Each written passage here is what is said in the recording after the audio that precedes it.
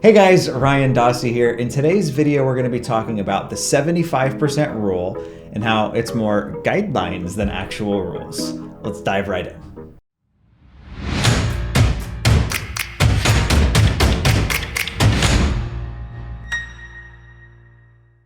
The 75% rule is kind of the quick litmus test that wholesalers, fix and flippers, and even buy and hold investors are using to determine whether or not a property is a good deal. When you're getting into real estate investing, the number one thing that really truly matters is that you're getting good deals. It's one of the reasons why I advocate learning how to find, negotiate, and contract your own properties, as opposed to getting into bidding wars off the MLS, digging through dozens and dozens of emails of wholesalers. I love wholesaling when I'm the one selling the deal, but not when I'm the one buying it. Of the 140 plus units that we own, I think maybe 8 or 9 of them we purchased from other sources, wholesalers, on the market. To be blunt, they're some of our worst deals. So the 75% rule is kind of like what it sounds like. So you're looking to get a property immediately at a 25% discount. So a $100,000 house, you're gonna go 75% of that, so 75 grand. Good way to do this if you're throwing it in a calculator, if they're not nice and neat numbers, would be times 0.75. That'll cut it down to kind of get you that number. So on a $100,000 house that needs absolutely nothing, we're already at 75 grand.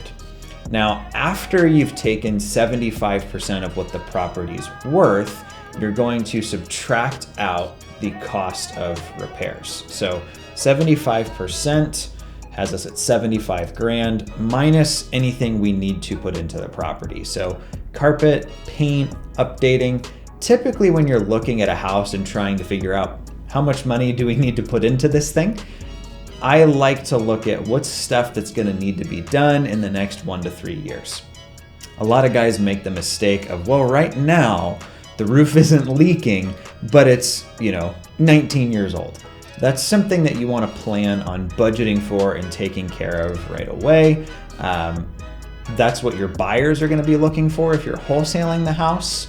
If you're gonna flip the house, it's an expense you're gonna have to do because it's gonna come up on the inspection. And if you're a buy and hold guy like myself, I'm not trying to buy a bunch of properties that fall apart in the next couple of years because I didn't budget to go in and do it right from the beginning. So I'm gonna subtract out kind of any of those things that are end of life, right? So water heaters, furnaces, AC units. We have this joke, we call it the special in my office. Just about every property we buy, we end up putting a roof on it, replacing a water heater, doing an outside AC unit, and a garbage disposal, and then carpet and paint. Don't know why. I think those are just kind of some bigger ticket items that folks tend to like, yeah, it's fine for now, as opposed to addressing it like they should. So you're gonna go through and calculate how much those items cost, which we'll do another video on how we estimate repair costs. And you're gonna come up with a total repair number. So for the sake of just easy conversation, let's assume this $75,000 house needs $20,000 in construction. That's not a lot for a house, but that's a pretty decent level remodel for a rental. Things like probably vinyl plank, paint, maybe updating some appliances or a bathroom, something of that nature. So we have $75,000 that we've already taken off our 25% equity cushion. We're now gonna subtract out what we wanna make, so that $75,000 is now gonna drop to $55,000. Now, if you are buying the property for a flip, that would be what we call your MAO, or max allowable offer, meaning you're really wanting to pay no more than $55,000 for that deal. Now, that's gonna be pretty difficult to get that good of a deal off of the MLS or from a wholesaler, which is why we go direct to seller for all of our stuff. But if it's a property that you're going to wholesale, you're not done reducing that number. So you have to subtract out the amount of profit that you're hoping to make. Now, our typical number we throw in here is about $8,000 to $10,000. So we're gonna go from 55,000 down to 45, maybe 48 grand is gonna be my max allowable offer, or the most I wanna pay if it's a property that I'm not going to personally keep or flip myself. So that house that's worth $100,000, our max offer is now 45 to 48,000 bucks. That is kind of the 75% rule. So if you're flipping, you're going 75% minus repairs and probably your holding costs, things like taxes, insurance, utilities, that kind of stuff during your construction phase. If you're wholesaling the property, you're gonna also subtract out that additional profit you're hoping to make. So if you're flipping, 75% minus repairs and holding costs. If you're wholesaling, it's gonna be 75% minus repairs, minus the profit that you hope to make. Now, one of the problems with this as a rule is that this is really a rule that you can break, and I'm gonna do a part 2 that'll be coming out pretty shortly on how breaking this rule made us $50,000 in February. So be sure to like, subscribe, share, make sure that you don't miss out on that upcoming video. I recommend turning on the YouTube notifications to make sure that you don't miss that. But the problem with this rule, when I started, this would have been 6 or 7 years ago, the rule was actually the 65% rule.